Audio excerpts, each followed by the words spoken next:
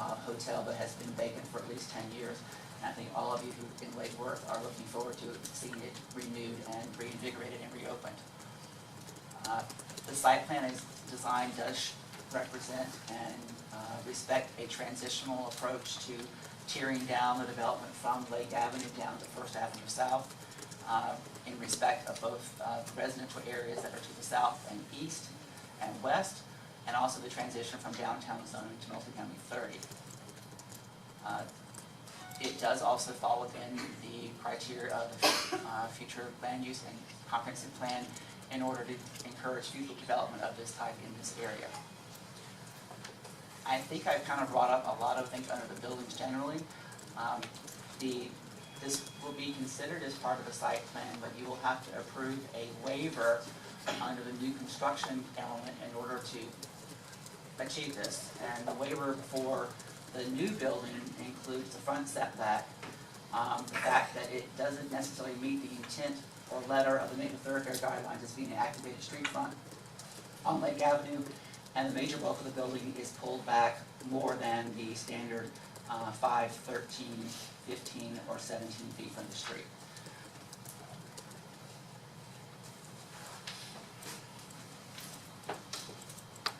We will probably spend more time on the architecture of the new building under the new construction certificate of appropriateness, so I'm not going to get mired in that right now. The applicant has responded to a number of suggestions from staff. We do feel they have quite a number of other ones they can incorporate in order to make it a more harmonious and solid architectural statement in the city. Let's skip the rest of this, but again, it is provided as part of the record, and we can go back to any one of these elements that you want to see in more detail.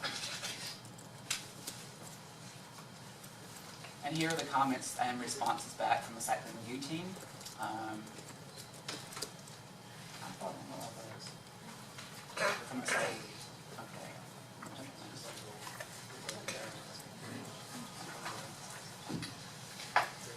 Okay. There are a series of standard conditions of approval for the site plan that have been listed here. It's 1 through 5. You're probably very familiar with most of those, as you have approved projects much smaller than this, but do include standard conditions of approval. As I mentioned earlier, staff does have a concern about the overall parking provided for the project and the management of the parking and traffic. We have recommended that due consideration be given to adding another level to the parking garage with appropriate screening and transition of that 3-story parking garage down to a lower level to respect the residential on the south side of First Avenue South. Here are some issues that we brought up in regards to the hotel annex, the new building. Again, I reiterate that the LDRs require a 5-foot setback from Lake Avenue, which can be adjusted to 13, 15, or 17 feet with provision of public space, such as colonnade, arcade, or plaza. There is a colonnade, but it's not a public one. We are missing, since there is building a setback as far as it is, that there's a wall or some kind of hedge to provide enclosure and continuous street frontage. So that is another aspect of the thoroughfare guidelines they are not meeting. The primary entrance of the building is on South Lakeside Drive. They do provide an entrance on Lake Avenue, but it is not, I would not consider it a primary entrance, it's more of a secondary one. The elevation on Lake Avenue is also to include two of these elements at a minimum. They do provide a number of these, but they don't really get at meeting the intent of having a pedestrian activated street front.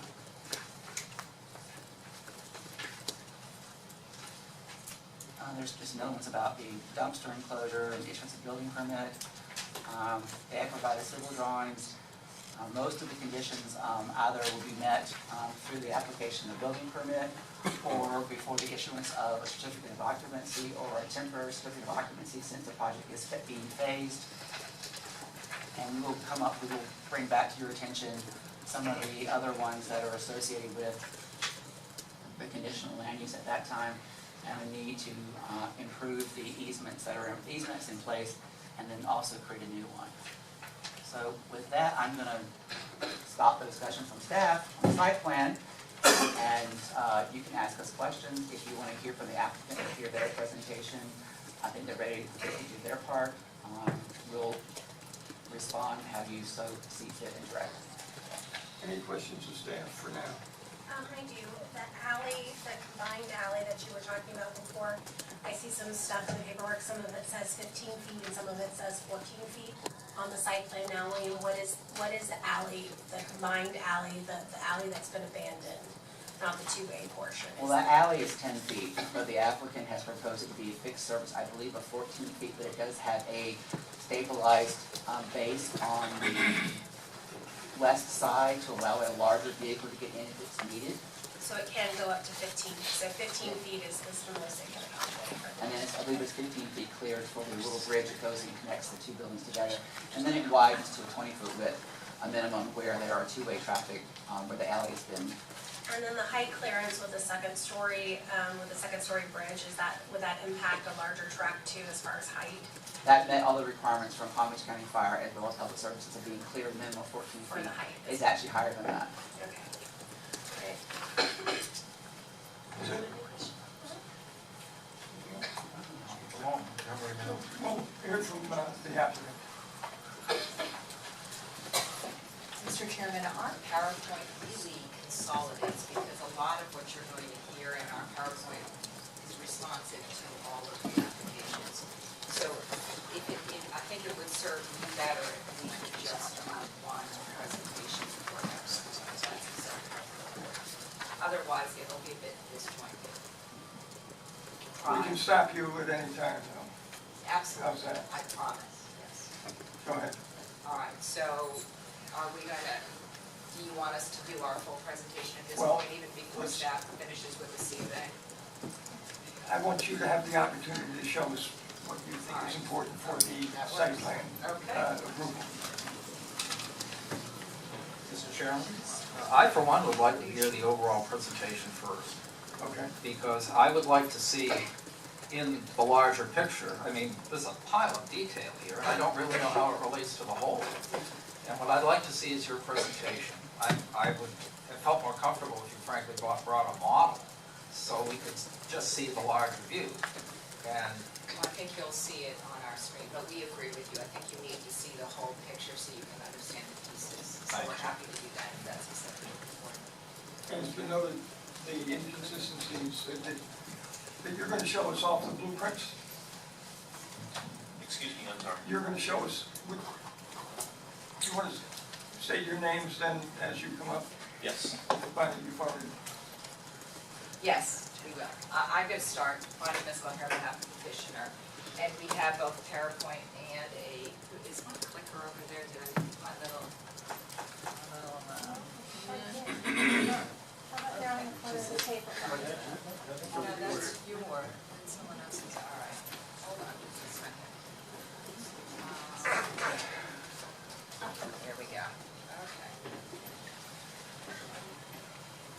If you could put ours on the screen, is that, that's it? Okay, oh, we're good. Thank you, sorry. All right, before we get into the crux of the matter, I just want to, it's really for the benefit of the citizens that are sitting in the audience, because some of them may never have been to a meeting before and not understand fully the role that you're playing. And as Mr. Norris said, there is a pile of information that you had to go through, and thank you very much for doing so. We appreciate your service. I also would like to, at this point, thank staff. In this preservation section of your code, you have an expedite provision. So they were required to do twice the work in half the time, and they really did a great job. Thank you very much. So under section 23.5-4, under historic preservation, the City Commission declared as a matter of public policy the preservation, protection, perpetuation, enhancement, and use of landmarks and historic districts are a public necessity because they have a special historic, architectural, archaeological, aesthetic, or cultural interest and value, and thus serve as visible reminders of the history and heritage of the city. That was the declaration that was made when this section was adopted. What's interesting about this is that they didn't intend just to protect the building, they intended to protect the use. And that's where it becomes difficult, but we're going to talk a lot in our presentation about sustainability. In order for a historic building to survive time, father time, the use has to be sustainable. The way the building functions, it has to sustain itself. Or like the Gulfstream Hotel, it goes dark and it never reopens. So you may remember from our rezoning petition, I talked about when the Gulfstream was constructed. At the time in Palm Beach County, there were 2 other hotels that were built. One was now known as the Breakers in Palm Beach. The other is now known as the Boca Raton Resort in the city of Boca Raton. Those 2 hotels have gone through a great deal of changes over the course of time. And they have, because they wouldn't have been able to sustain themselves had they not. But there was a balance that was done when both of those buildings were looked at and enhanced and preserved. The balance was, what do we need to do to sustain the use while preserving the significance of the building, historic significance of the building. And that's your job tonight. You have to figure out what that balance is. We hope it will give you enough information that that decision will be easy for you. But that's really what is before this is, you know, no one's disputing that we have a historic property here, but it has not been a sustainable use, hence why the building's been dark. So we're going to talk a lot about sustainability tonight. Hopefully we'll give you good answers to your questions. The location, as staff told you, we all know where it's located. And I'm going to turn it over at this point to Tim Bravis, who's the architect. He actually is a professional that principally deals with historic buildings, and he has a great deal of information and expertise on that. So at this point, Tim, I'm going to let you jump in, okay?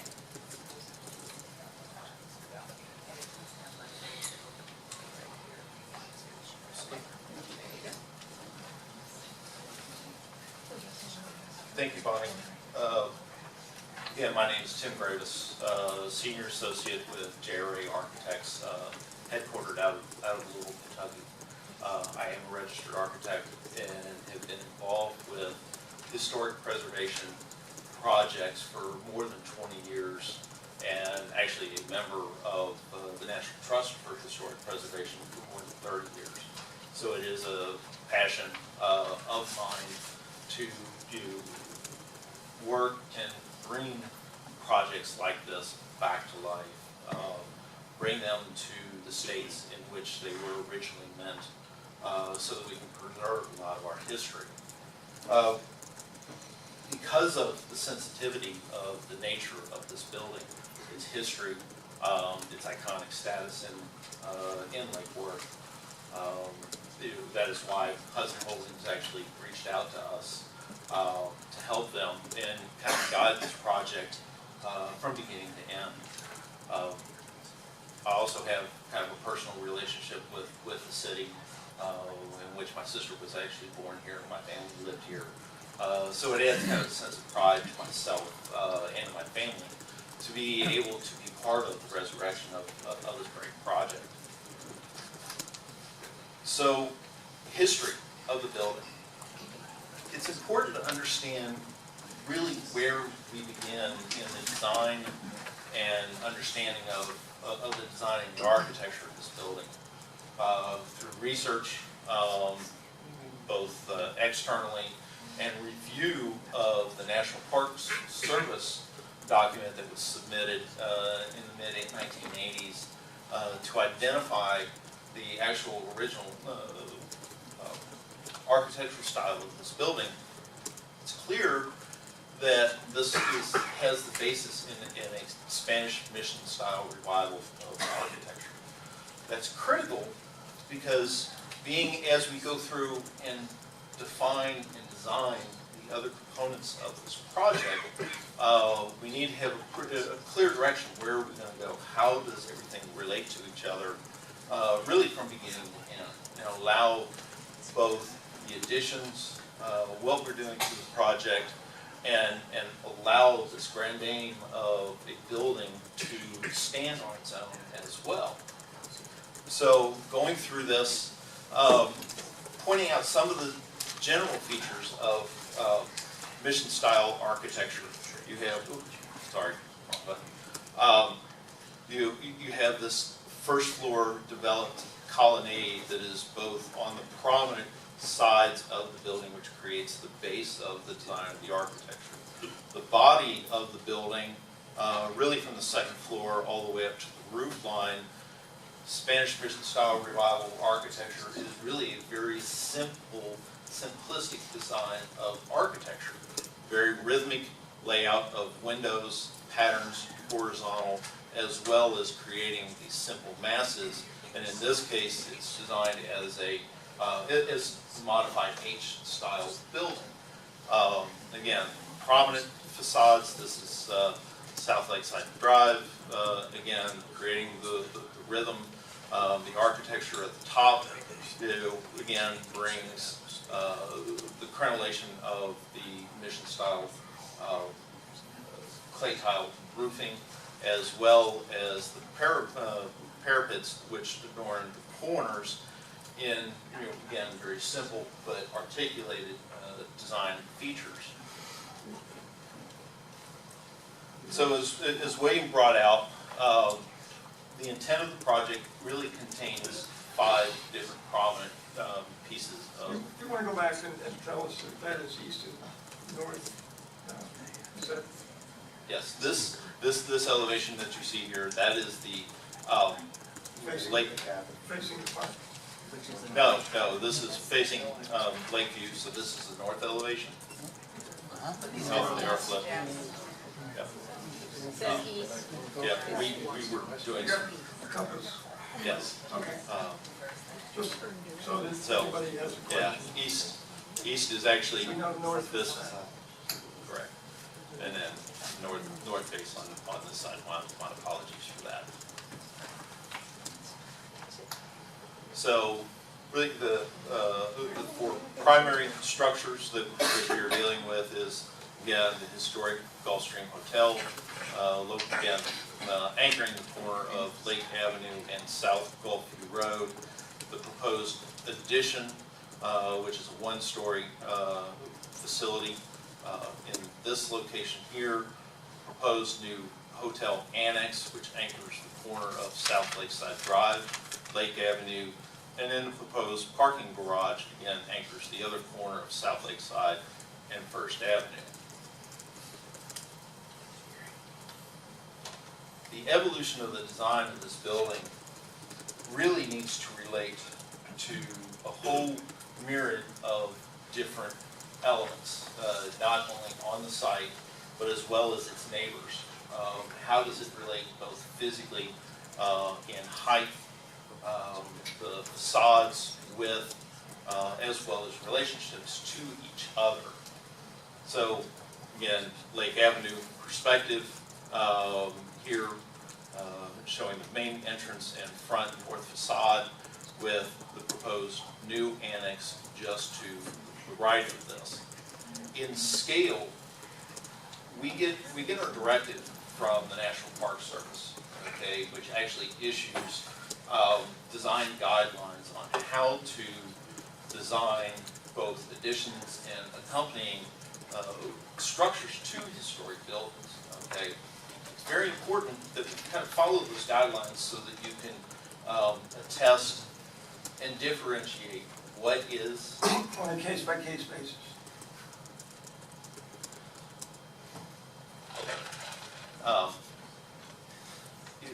how you differentiate between what is a historic building and what is not part of the historic building. Okay, so as part of those rules and those guidelines, we follow. What we want to do with the addition here is to emulate some of the architecture, but still allow it to stand on its own, and be harmonious both with the original building and the neighborhoods. Do you have the exact wording for that harmonious conflict? Directly out of the National Park Service, the preservation brief number 14, okay, which is new exterior additions, historic buildings, preservation concerns, okay.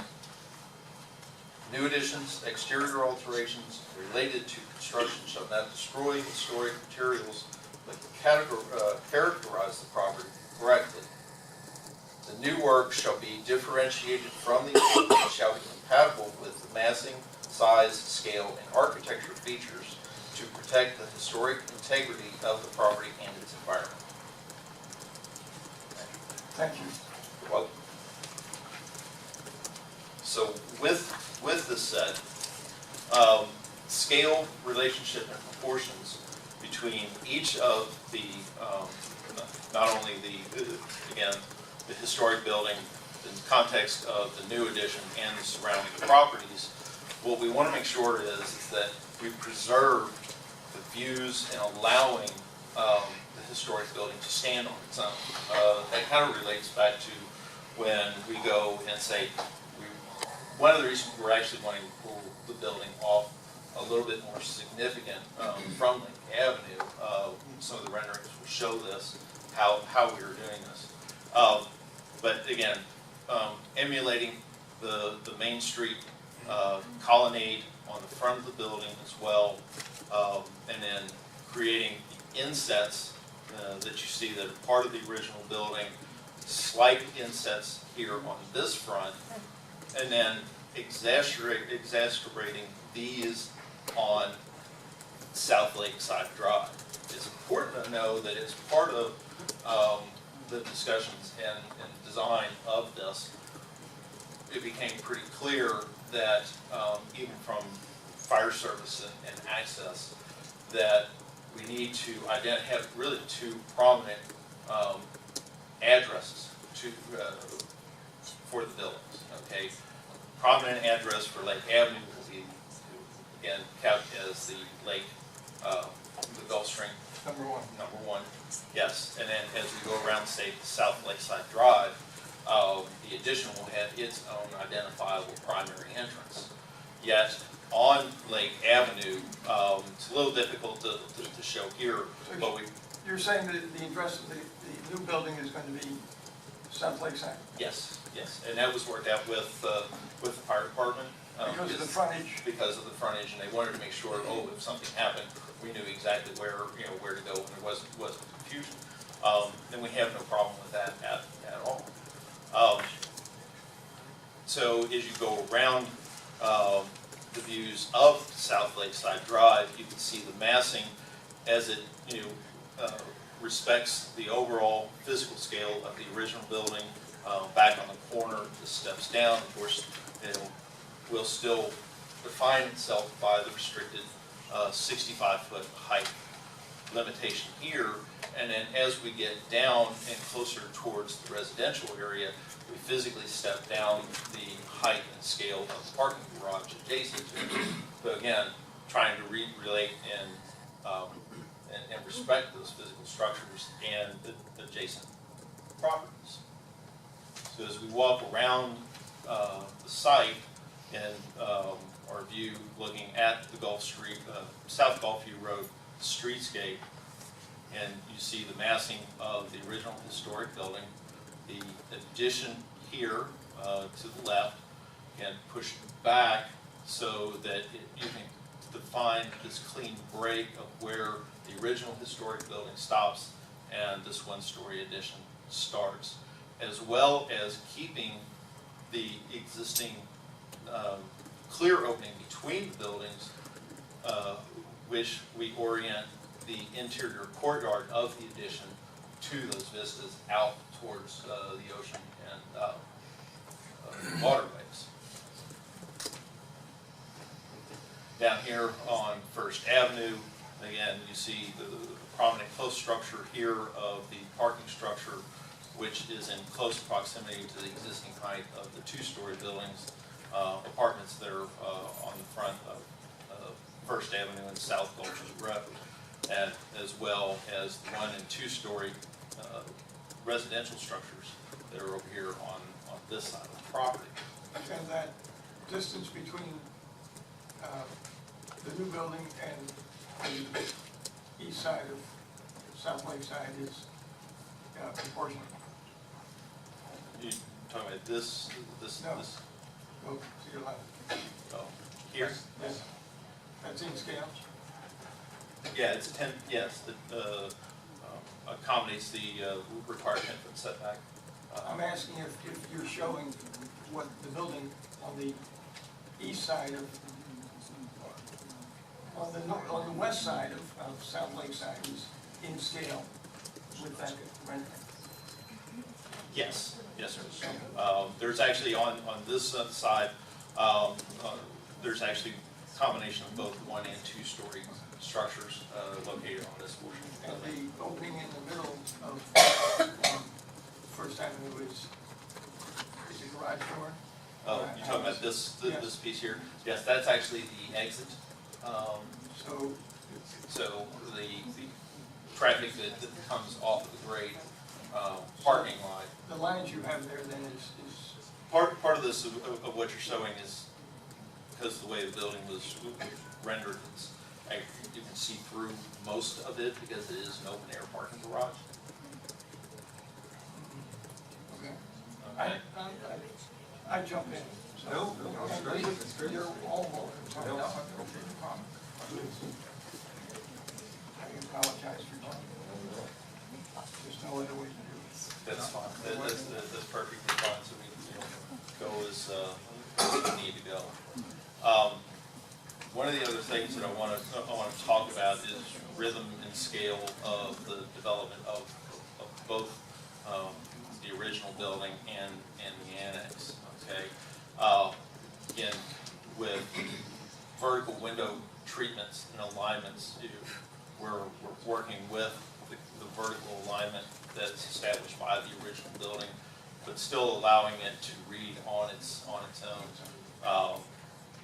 We have some minor